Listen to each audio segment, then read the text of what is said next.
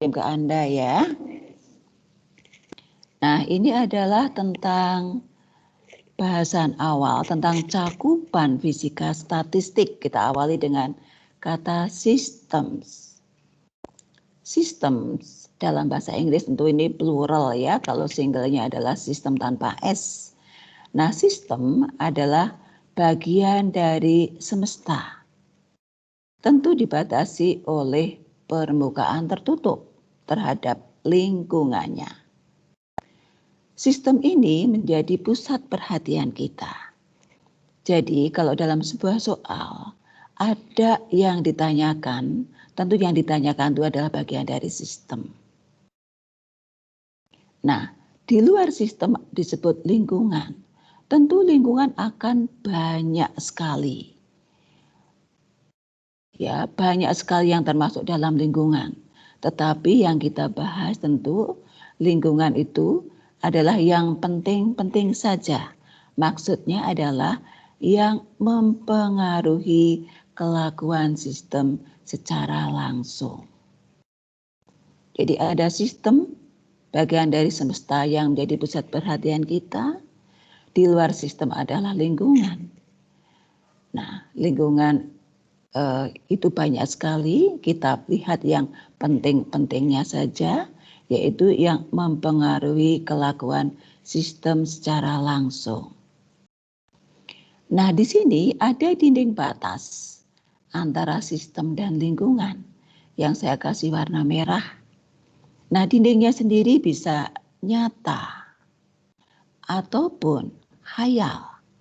Nyata atau real, ataupun hayal atau imajiner. Nanti kita lihat mana dinding nyata, mana dinding hayal dalam cerita yang dimaksud ya. Nah, sekarang kembali ke sistem. Sistemnya ini bisa berupa zat padat, zat cair, ataupun gas. Atau sekumpulan dipol magnet atau sekumpulan foton dalam vakum. Nah, sistemnya itu macam-macam. Bisa wujud padat, cair maupun gas. Bisa sekumpulan dipol magnet, bisa sekumpulan foton. Itu sistem dalam fisika statistik. Jadi kita mengenal sistem, mengenal lingkungan, mengenal batas antara sistem dan lingkungan. Yaitu dindingnya ya. Bisa nyata, bisa hayal. Nah, kita lanjutkan. Sudah pindah slide? Sudah, Bu. Sudah. Oke. Pada gambar kiri, kita memasak air dalam ketel di atas kompor yang menyala. Kita lihat di sini kalau air yang kita panaskan itu kita pandang sebagai sistem karena kita ingin melihat temperatur air ini. Maka air dipandang sebagai sistem. Tentu sistem ini terpisahkan dengan lingkungan lewat dinding ketel. Sehingga dindingnya adalah nyata atau real. Sementara pada gambar kanan ini mungkin Anda pernah ingat ketika belajar fisika dasar. Anda belajar fluidostatik, belajar tentang variasi tekanan terhadap kedalaman dalam cairan. Dalam fluidostatik, misalkan P1 pada kedalaman Z1 dari permukaan, P2 ini pada kedalaman Z2 dari permukaan. Anda tahu P1 dan P2 tidak sama nilainya.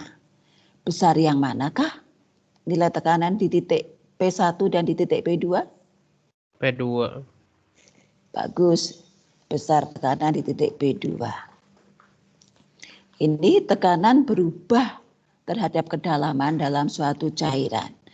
Pada waktu itu ketika menurunkan hubungan P2 dan P1 itu lewat bahasan diasumsikan ada kubus di dalam cairan berwarna biru ini.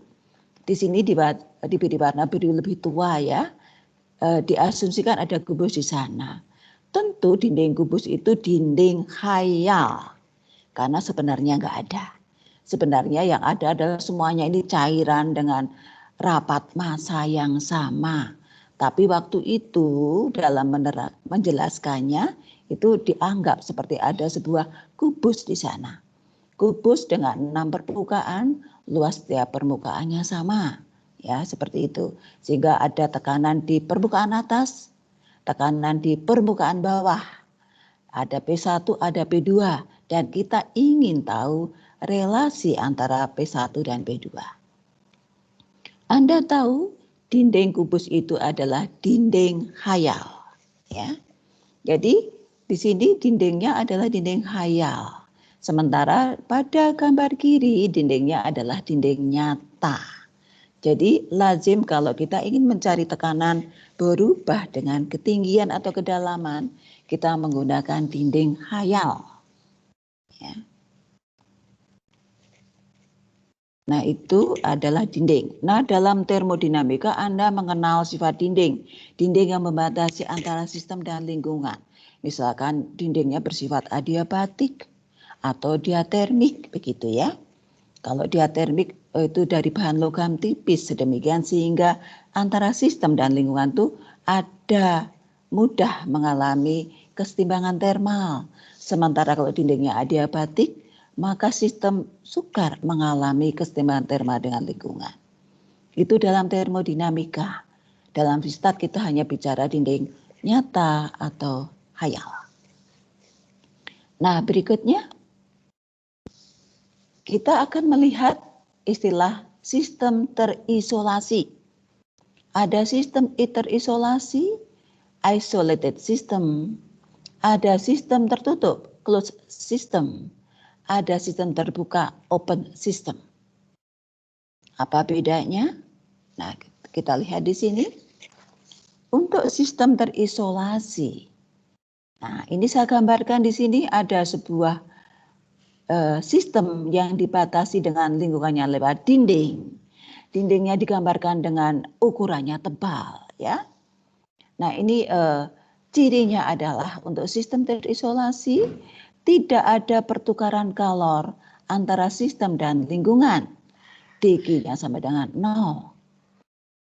Cocok untuk dinding yang bersifat adiabatik. Kemudian dw-nya 0. Artinya sistem tidak melakukan kerja eksternal. Dari hukum pertama termodinamika, kita tahu kalau dg 0, dw 0, maka du-nya 0. Perubahan energi internalnya 0. Artinya energi internalnya konstan. U-nya konstan.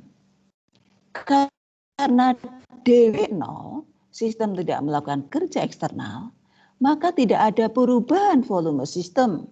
V-nya juga konstan. Sistem terisolasi dicirikan juga dengan tidak ada perubahan jumlah partikelnya. dN-nya 0, artinya N-nya konstan. Jadi sistem terisolasi dicirikan dengan energi internal, volume V, dan jumlah partikel N konstan. Nah, sistem terisolasi ini dibahas dalam fisika statistik. Jadi, selama 1 semester ke depan, Anda akan membahas sistem terisolasi. Ya, seperti itu. Nah, nanti kalau Anda lanjut ke mekanika statistik di S2, nanti sistemnya nggak hanya terisolasi. Bisa dibahas untuk closed system, yaitu pada canonical ensemble, atau open system pada grand canonical ensemble. Ya. Nah, saya bilang ensemble berarti ada konsep yang lebih besar dibanding sistem. Ya. Nah, untuk saat ini dalam fisika statistik, Anda belajar yang sistem terisolasi. Kalau kita bicara ensemble, maka ensemble yang terkait dengan sistem terisolasi adalah microcanonical ensemble. Itu wawasan ya. Nah, sekarang kita pindah ke closed system. Sistem tertutup, saya gambarkan di sebelah kanan. Nah, begitu Anda lihat seperti ini, Anda ingat dalam termodinamika sering membahas sistem yang digambarkan seperti ini. Ada piston ya, yang bisa bergerak, movable piston. Ya. Kemudian volume sistem berubah. Jadi ini kalau ini bisa bergerak, volume sistem berubah. Artinya sistem bisa melakukan kerja eksternal. Ya. DW-nya tidak nol, bisa positif, bisa negatif. Demikian juga ini dindingnya tidak tebal, ya. Tidak seperti yang gambar kiri. Artinya sistem bisa menerima kalor atau melepas kalor ke lingkungan. dG-nya tidak nol. Kemudian pada sistem ini, closed system, itu dN-nya nol. Jadi jumlah partikel dalam sistem atau jumlah molnya tidak pernah berubah. Ini adalah ciri sistem tertutup dan Anda telah belajar dalam termodinamika. Salah satu syarat mata kuliah ini adalah Anda sudah mengambil termodinamika. Ya, ini adalah closed system. Nah, kalau sistem tertutup, ini sistem tertutup dicirikan dengan N-nya tetap, V-nya bisa berubah, kemudian U-nya juga bisa berubah. Sementara sistem yang lebih luas lagi dari, artinya lebih luas itu lebih kompleks begitu, adalah sistem terbuka. Semua makhluk hidup itu kategorinya sistem terbuka. dG tidak nol, dW tidak nol, dN tidak nol. Ya, itu sistem terbuka. Jadi N-nya boleh berubah, V-nya boleh berubah, energi internalnya juga boleh berubah. Sistem terbuka. Semua makhluk hidup itu termasuk sistem terbuka. Anda ketika lahir mungkin beratnya atau masanya hanya 3 kg begitu ya. Sekarang mungkin sudah 60 kg begitu kan. Nah, kenapa? Karena jumlah partikel, jumlah molekulnya bertambah.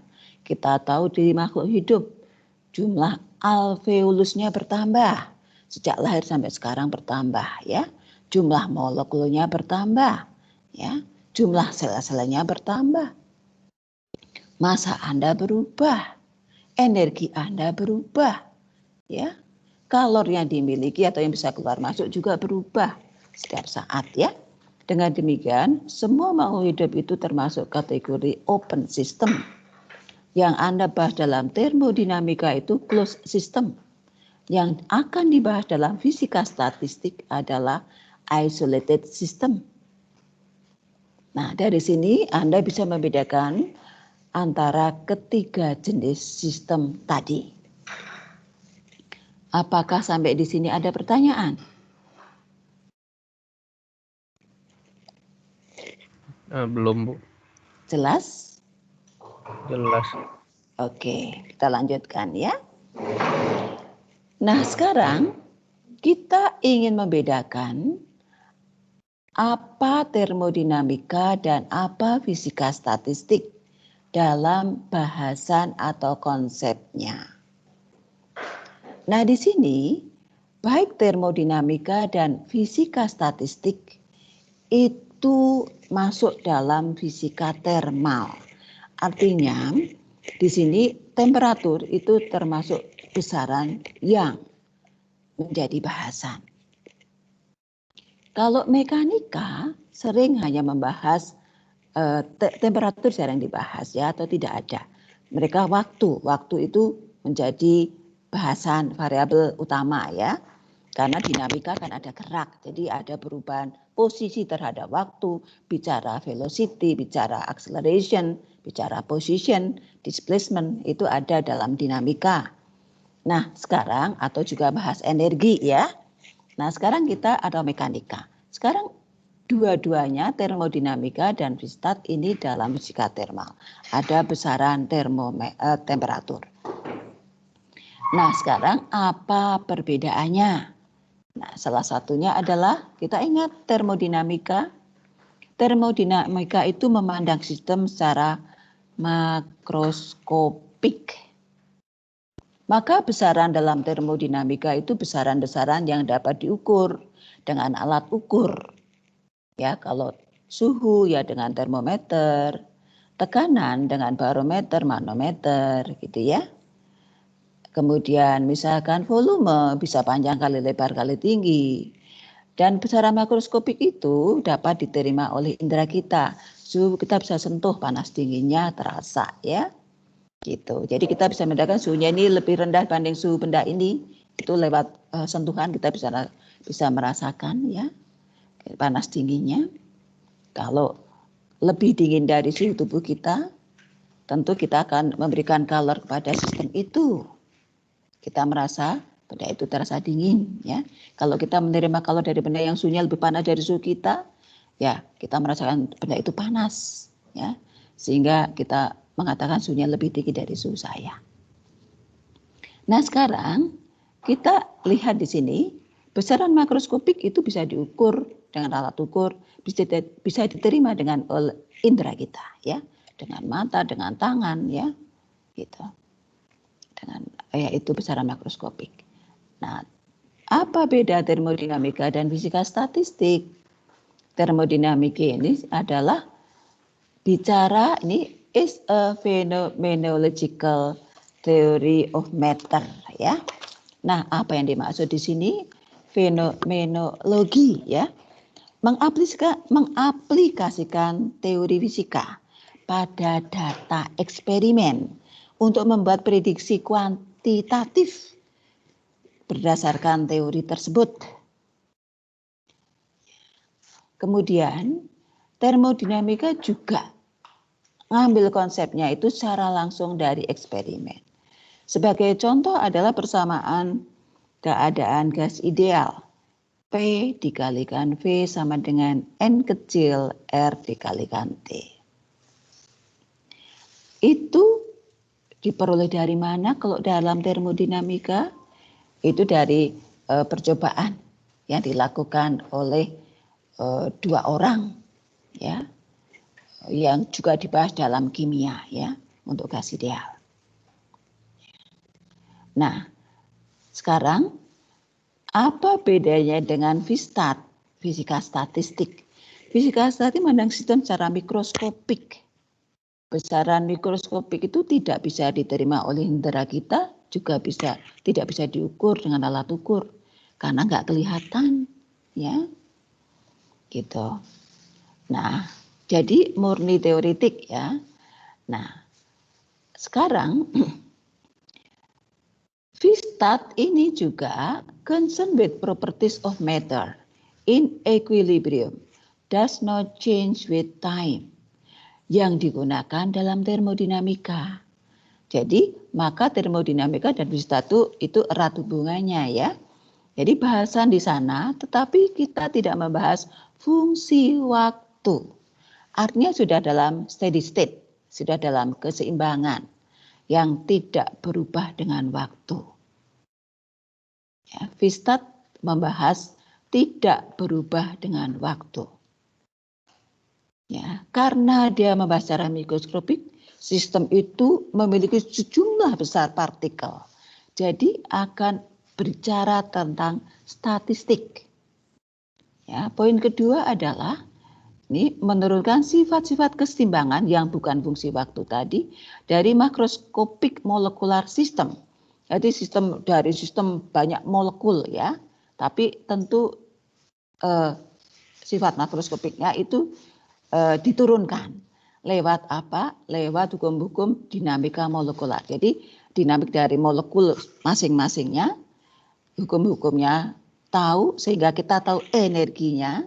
Kemudian dari sana kita bisa memperkirakan sifat makroskopiknya dari sistem itu. Jadi lewat laws of molecular dynamics. Jadi sudut pandangnya adalah mikroskopik, memandang sistem terdiri dari sangat besar molekul atau partikel. Nah, Fistat ini menerapkan tinjauan statistik karena melibatkan banyak besar partikel. Oleh sebab itu digunakanlah statistik. Ya, statistiknya bukan statistik yang aneh-aneh atau yang banyak macamnya ya. Ini statistik yang digunakan untuk meninjau sistem banyak partikel. Untuk memperoleh distribusi dari very large number of molecules. Jadi distribusinya bagaimana, kemudian untuk apa itu, that make up a macroscopic piece of matter over the energy states of the system. Jadi lewat energinya. Jadi kita akan bahas energi dari molekul pembentuk sistem. Kemudian distribusinya bagaimana, kemudian dari sana kita bisa memprediksi sifat makroskopiknya, begitu. Nah, itu yang dibahas dalam fisika statistik. Jadi sudut pandang termodinamika dan fisika itu berbeda. Termodinamika secara makroskopik, fisika secara mikroskopik. Kalau Anda lihat referensi atau pustaka pertama, di sana ada thermodynamics, kinetic theory, and statistical thermodynamics ya. Itu bukunya siapa, Shears ya. Nah, kinetic theory itu juga membahas sistem atau memandang sistem secara mikroskopik ya. Nah, bedanya apa kinetic theory dengan fisika statistik? Ada bedanya, sama-sama sudut pandangnya mikroskopik. Dalam teori kinetik itu bisa fungsi waktu ya. Bisa fungsi waktu. Tapi dalam fisika kita tidak membahas fungsi waktu, kita membahas dari energi. Ya, jadi ada beda-bedanya ya. Kalau dalam teori kinetik saya bisa membahas jumlah partikel di sini. Kalau misalkan sebuah sistem itu dindingnya berlubang, sebagai fungsi waktu partikel akan keluar melalui lubang ya. Berapakah jumlah partikel di dalam sistem sebagai fungsi waktu itu bisa dipandang dari teori kinetik ya. Itu bisa fungsi waktu pada teori kinetik itu bisa, untuk fisika itu bukan fungsi waktu. Sudah dalam kesetimbangan. Kemudian kalau ini membahas energinya, kalau di sana teori kinetik lewat dinamikanya ya gitu. Nah, sekarang itu supaya ada gambaran sedikit, Anda sudah belajar termo, sekarang mau belajar fisika, ya ada bedanya. Tetapi sistem-sistem yang dibahas di sana itu bisa dipandang kembali dalam fisika hanya dalam keadaan kesetimbangan bukan fungsi waktu ya. Energi partikel molekul yang akan dibahas dari sana dapat distribusi untuk memprediksi sifat makroskopiknya secara teori dengan menggunakan statistik. Nah, sekarang kita lanjutkan pada slide berikutnya. Sudah berpindah? Sudah, Bu. Sudah, Bu. Oke. Nah, bagi Anda yang bermasalah dengan jaringan bisa melihat secara asinkronus ya, bisa dilihat di sana. Saya sudah kirim materinya ya. A Guide to Statistical Physics ini dari buku Tony Genold, judulnya Statistical Physics. Buku ini memberikan wawasan yang cukup baik ya, tetapi tidak ada satu soal pun. Jadi nggak ada latihan soal dari sana ya. Nah, ini saya ambil dari sana ya. Kita awali, ini adalah A Guide to Statistical Physics.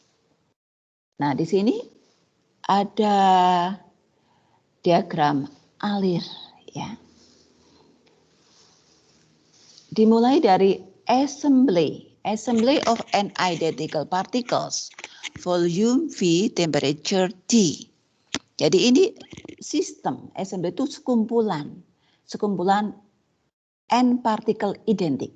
Ada n partikel, partikelnya identik. Sekumpulan n partikel identik ini membentuk sistem. Volumenya V, temperaturnya T. Kemudian ditanyakan, ya, kita patok tadi sistem kita adalah terdiri dari n partikel identik, volumenya V, temperaturnya T. Kemudian kita ditanyakan, apakah partikel-partikel ini weakly interacting apakah interaksi antar partikel dalam sistem itu lemah, interaksinya lemah. Nah, ini weakly interacting ini istilah yang digunakan oleh Tony Guinault. Tetapi textbook lain, banyak textbook lain menggunakan istilah non-interacting particles.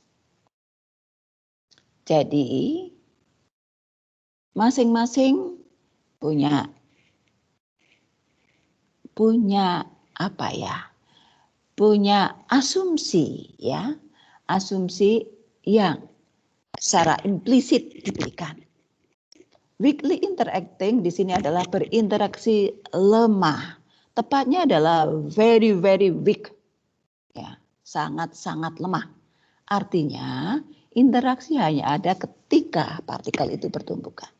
Kalau tidak bertumbukan, interaksi itu dianggap tidak ada. Ini yang dimaksud oleh Tony Guinault weakly interacting. Textbook lain menggunakan istilah non-interacting particles. Non-interactingnya saya kasih tanda kutip. Tidak sepenuhnya tidak berinteraksi, yaitu interaksi hanya ada ketika bertumbukan. Jadi ada interaksi, tapi hanya ketika tumbukan, begitu ya. Ketika kontak, maksudnya begitu. Kalau enggak kontak, ya tidak ada interaksi. Sebenarnya sama yang dimaksud, tapi beda istilah. Ya. Itu seperti istilah statistical thermodynamics. Sekarang berubah menjadi statistical physics. Gitu. Jadi jangan kaget kalau Anda baca textbook menggunakan istilah non-interacting particles, ya, atau very weak interacting, tapi populer sekarang adalah non-interacting particles. Jadi dengan anggapan dasar atau dengan pengetahuan bahwa interaksi hanya ada ketika kontak pertumbukan, ketika saat pertumbukan, begitu ya. Jadi ini yang Anda tanamkan dalam hati ya, istilahnya beda, yang dimaksud sama. Nah, kita tadi pandang sistem and particle identik, ditanyakan berikutnya, apakah interaksi hanya ada ketika tumbukan? Kalau jawabnya tidak, jadi kalau tidak pertumbukan pun berjarak, ada interaksi, maka Tony Guinault menyarankan a larger view, ensembles dealing with interaction. Ya. Kemudian sebenarnya ini ada tambahan di dalam buku Tony Guinault itu. Lanjut atau give up. Nah, saya nggak akan mau menulis give up di sini, itu nggak positif ya. Itu nggak memberikan motivasi positif. Jangan give up lah ya. Nah, itu maksudnya nanti ke max start atau berhenti sampai start aja, begitu ya. Nah, kalau Vistart kan di S1, Max di S2, begitu kan. Mau lanjut atau berhenti di S1, begitu ya. Langsung kerja, maksudnya begitu. Ya. Jadi saya nggak menuliskan kata give up yang dituliskan oleh Tony Guinault ya. Nah, ini a larger view ensemble dealing with interaction. Jadi cara pandangnya harus diperluas ya. Memandang dengan cara yang lebih luas yaitu lewat konsep ensemble, bukan lewat konsep sistem. Nah, ini akan sedikit dibahas tentang ensemble di akhir kuliah, di minggu-minggu akhir kuliah ya. Kalau cukup waktu. Kalau nggak cukup, kita jalur ke sini, jalur Vistart ya, gitu. Nah, tidak ada interaksi antar partikel kecuali tumbukan. Ya, yes ya. Nah, ditanya lagi, apakah partikelnya bersifat seperti gas? Seperti partikel-partikel gas. Partikel gas itu kita tahu dia bergerak ke segala arah secara acak ya. Itu dia bergerak ke segala arah secara acak, nggak pernah diem partikel gas itu. Jadi gerak terus. Nah, kalau partikel-partikel dari zat padat dia diem hanya bergetar. Semakin tinggi suhunya, semakin getaran amplitudenya semakin besar.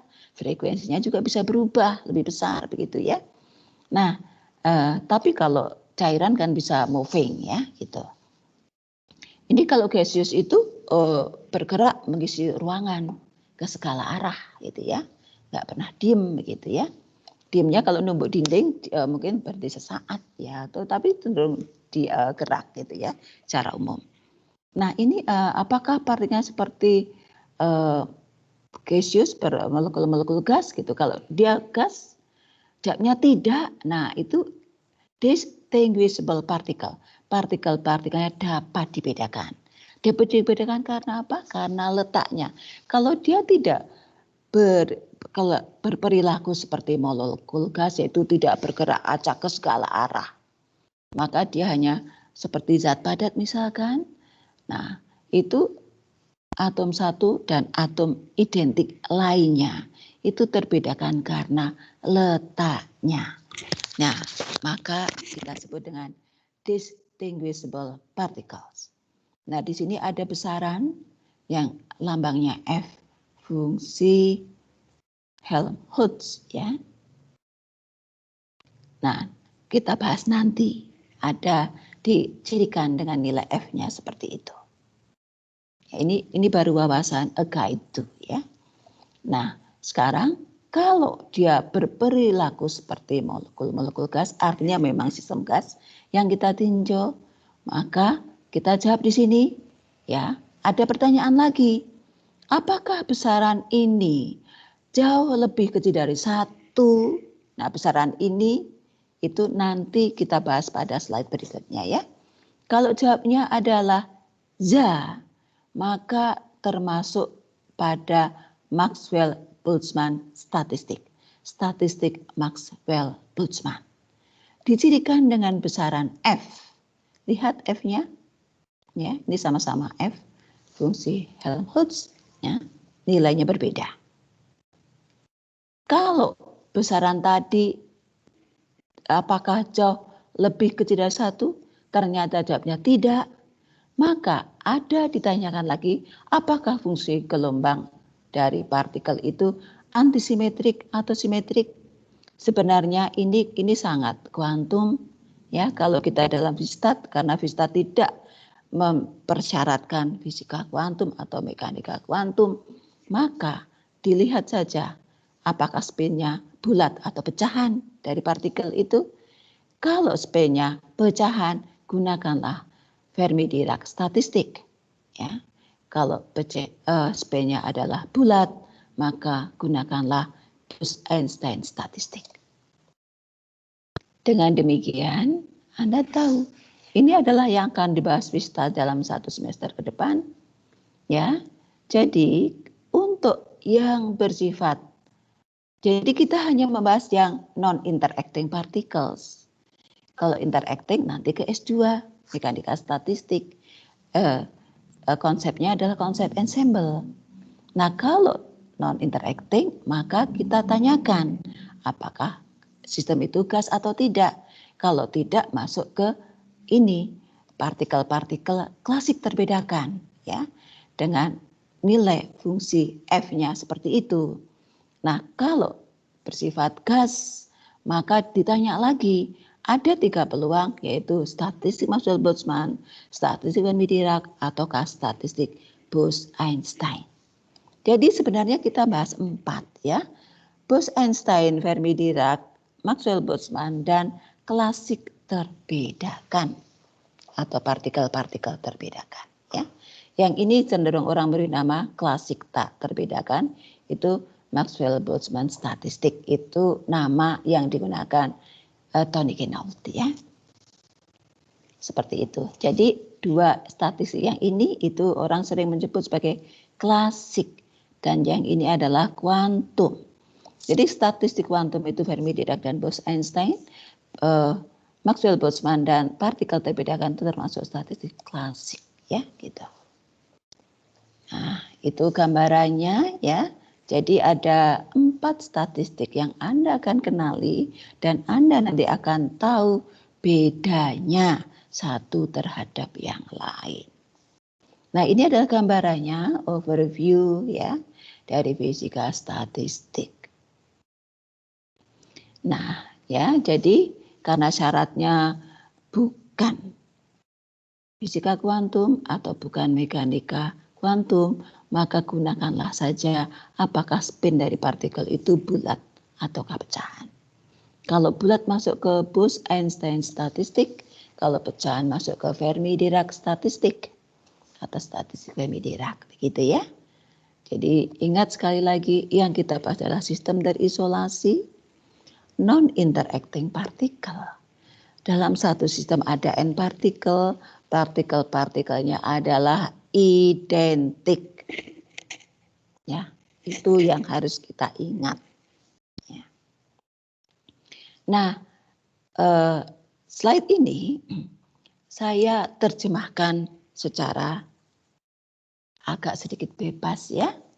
Nah, ini sengaja saya tuliskan partikel-partikel tidak saling berinteraksi kecuali ketika tumbukan. Ini adalah statement yang mungkin lebih jelas daripada istilah yang digunakan dalam sejumlah teks itu non-interacting. Meskipun Tony menggunakan weakly interacting, itu orang lain tidak menggunakan itu. Ya, kalau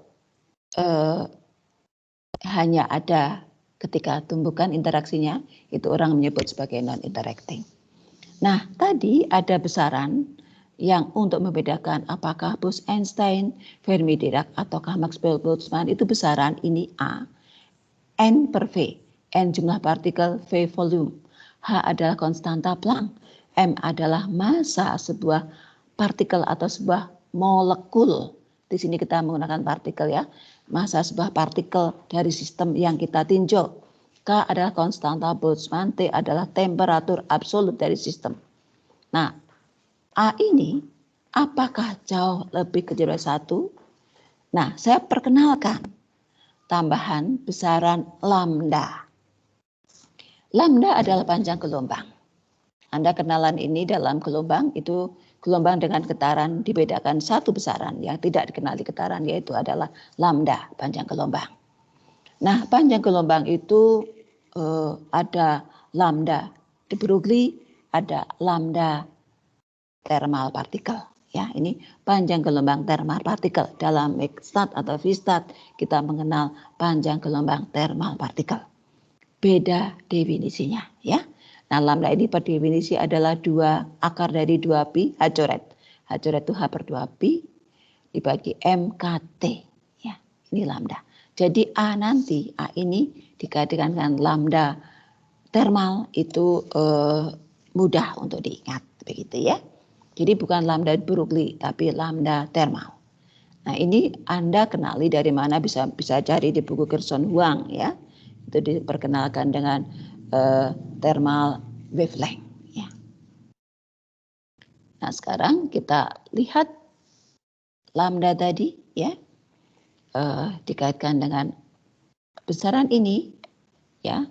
Apakah besaran A itu jauh lebih kecil dari 1? Mengapa A? A itu apakah? Nah, gitu. Nah, A ini akan membedakan Maxwell-Boltzmann ataukah statistik kuantum. Yaitu dari A, ya. Nah, kalau ya Maxwell-Boltzmann, jika tidak ke statistik kuantum, yaitu Fermi-Dirac atau Bose-Einstein. Nah, A itu saya tuliskan di sini. Ini saya tuliskan ya untuk memberikan gambaran. Mengapa A? Apakah A? Nah, ini sengaja saya cari, saya tuliskan untuk Anda ya. Itu kalau Anda baca dari bukunya Tony Gilnow nggak ada, dari bukunya Poynton nggak ada ya. Dari banyak buku nggak ada, ini saya cari ya. Saya menghubungkan dari buku Tony Gilnow ke bukunya Gerson Huang, kemudian saya cari kenapa itu ya, yang saya tuliskan. Nah, ini wawasan. Anda kalau tidak paham sekarang nggak apa-apa, nanti juga akan paham pada beberapa minggu ke depan ya itu. Ya, di sini saya berikan it is given a monatomic ideal gas system. Jadi diberikan gas ideal monoatomik. Ya. Gas ideal monoatomik atau secara umum ya gas saja lah ya, gas ideal monoatomik gitu ya, gas ideal monoatomik supaya mudah, supaya energinya hanya energi kinetik dari gerak translasi saja ya. n identical particles. Jadi satu sistem ini terdiri n buah partikel identik menempati volume V, temperaturnya T. Massa setiap partikelnya adalah M. Nah, sistem ini memenuhi statistik Maxwell-Boltzmann. Tadi tahu statistik Maxwell-Boltzmann itu cirinya nilai A jauh lebih kecil dari 1. Nah, kita akan mencari kenapa A itu seperti itu, N per V dikalikan H kuadrat per 2 pi MKT pangkat 3 per 2. Dari mana kira-kira informasi itu ya gitu. Nah, ini jumlah keadaan kuantum dari energi dalam rentang antara energi epsilon sampai epsilon plus d epsilon adalah, nah ini adalah banyaknya keadaan, lambangnya G, yang berenergi antara E sampai E plus D, E. Nah, G dalam kurung epsilon d epsilon, ya.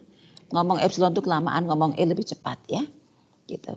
Itu adalah seperti ini. Dapat dari mana? Nah, kita lihat di sini, di sisi kanan, energinya adalah P kuadrat per 2M, berupa energi kinetik dari gerak translasi atom-atom gas monoatomik tadi. Gas monoatomik contoh helium, ya. Helium itu satu molekul satu atom monoatomik. Kalau gas hidrogen H2 itu diatomik, gas oksigen diatomik. Gas CO2 3 atom ya, triatomik. Nah, helium itu monoatomik. Ya. Gas helium monoatomik, energinya dari hanya gerak translasi saja. P kuadrat per 2M. Energi kinetik ya. Nanti dari sana dicari DE dan nanti kita mencari DP, dinyatakan dalam DE, kemudian mencari G. Nah, itu kalau belum tahu sekarang nggak masalah. Saya hanya ingin menunjukkan pada Anda kenapa besarannya A tadi ya. Gitu. Nah, kemudian dari sana kita mencari banyaknya partikel yang berenergi dalam rentang energi antara epsilon sampai epsilon plus d epsilon. Ini itu lambangnya adalah NEDE. Kalau kita gunakan statistik Maxwell-Boltzmann itu nanti tampilannya akan seperti ini. Nah, dari sana dicarilah N ya dengan integral dan seterusnya. Nah, kita mengingat kembali NEDE itu seperti itu. Nah, sementara untuk yang di atas warna ungu itu ini adalah ada plus minus 1. Plus minus 1 pada suku kedua penyebut itu membedakan antara statistik Maxwell-Boltzmann untuk yang plus 1 itu untuk statistik Dirac, untuk plus 1 itu yang Bose-Einstein. Jadi ada statistik Maxwell-Boltzmann, Bose-Einstein, Dirac di sini. Dan itu menjadi seperti ini jika E pangkat epsilon minus mu per kT itu jauh lebih besar dibanding 1. Nah, dari sana kita akan peroleh, dan yang hasil sebelumnya itu E pangkat minus mu per kT itu diperoleh dengan cara ini ya. Nanti akan diperoleh hasil bahwa gitu ya, bahwa seperti itu ya. Nah, yang ini itu digunakan untuk lambang A dalam diagram alir yang digunakan oleh Tony Guénaud. Begitu ya.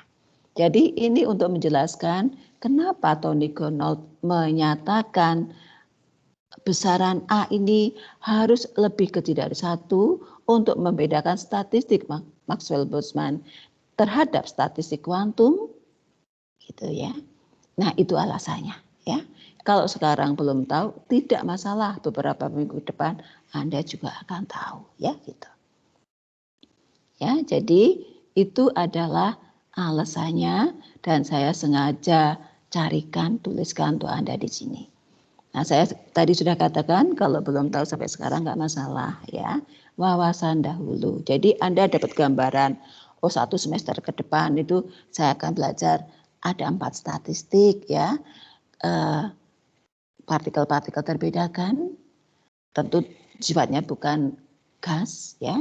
Kemudian ada yang bersifat gas atau sistem gas tapi Maxwell-Boltzmann, ada bersifat bekas tapi Bose-Einstein ataupun Fermi-Dirac gitu ya. Itu tahu dari diagram alir. Nah, membedakannya lewat apa? Yang ini untuk Maxwell-Boltzmann dan statistik kuantum itu lewat A, apakah lebih kecil dari 1? Untuk membedakan yang lain, semua ini terhadap yang partikel-partikel klasik terbedakan, itu lewat pertanyaan. Apakah partikel berkelakuan seperti molekul gas? Semua yang kita bahas ini adalah untuk non-interacting partikel. Gitu. Nah, itu adalah gambaran fisika statistik yang akan Anda pelajari 1 semester ke depan, ya. Seperti itu. Sudah menangkap kira-kira gambarannya? Halo? Apakah sudah menangkap gambarannya kira-kira? Sudah, Bu. Kurang lebih. Oke. Sudah ya? Semoga sudah menjadi lebih baik. Nah, ternyata waktunya sudah habis 8.51 menit. Apakah Anda sudah mengisi daftar hadir? Sudah, Bu. Oke. Jangan lupa untuk mengisi daftar hadir karena nanti saya tidak akan mengisikan lagi pada CX Anda untuk daftar hadir Anda ya, gitu. Jangan lupa mengisi daftar hadir pada CX setiap kali 5 menit sebelum kuliah dibuka dan 15 menit setelah awal kuliah ya. Lakukanlah di CX ya. Ini ada 50 orang yang hadir termasuk saya. Jadi dari Anda ada 49. Dengan demikian artinya 53 ada 4 yang tidak hadir. Mungkin teman Anda yang siapa yang kemarin itu? Yang ada di siapa itu? Siapa namanya saya lupa ya. Kalau nggak salah namanya itu, ini ada Fahrisah ya. Fahrisah ini mungkin masih belum join. Saya nggak tahu apakah sudah join ataukah belum. Fahrisah F ya. Saya cari F sesaat saja. Ini 50 orang yang hadir ya. Saya download dulu attendance list-nya. Kemudian apakah Fahrisah sudah hadir? Mungkin belum. Nah, tadi ada selain itu ada 3 orang lagi ya. Karena hanya 49 yang hadir. Nah, sampai di sini dulu pertemuan kita. Kita ketemu lagi kapan? Hari Senin ya. Jam berapa? Jam 1 siang. 5 menit sebelumnya silahkan isi kehadiran di CX supaya tidak sibuk ya gitu. Nah, nanti kalau sudah dekat-dekat PRS, kelompok untuk PR akan saya tentukan ya. Akan ada PR, akan juga ada kuis ya. Saya mau bertanya, apakah Anda menggunakan laptop untuk kuliah? Iya. Apakah Iya, Bu. semua menggunakan laptop untuk kuliah? Iya, Bu. Tidak, Bu. Ya. Ada yang tidak, Bu. Ada yang tidak pakai apa? HP, Bu. Kenapa pakai HP? Apakah cukup melihat hurufnya dengan kecil-kecil begitu? Bisa, Bu. Iya, tapi punya laptop nggak? Alasannya? Punya sih, Bu. Cuman kalau pakai laptop itu rada-rada ini, Bu. Nge-lag itu, Bu. Oh, begitu. Oke. Jadi begini, kalau punya laptop nanti kalau kuis saya akan gunakan bisa juga sih kuisnya digunakan dikirim linknya, tapi pekerjaannya nanti lewat Teams ya, gitu. Jadi nilainya langsung tercatat di Teams, gitu. Jadi lebih mudah. Nah untuk PR beberapa nanti akan kalau PR nanti kelompok ya, kalau PR kelompok. Kuis dan ujian itu sifatnya individu. Kalau PR itu teamwork, PR sama tugas itu teamwork. Jadi Anda perlu belajar secara berkelompok dan juga harus mampu secara mandiri, begitu ya. Nah, sampai di sini dulu ke pertemuan kita. Sampai ketemu pada hari Senin. Jangan lupa tetap semangat ya. Dan assalamualaikum warahmatullahi wabarakatuh. Terima kasih, Bu. Terima kasih, Bu. Terima kasih, Bu. Sama-sama. Kita akhiri ya meeting kita ya.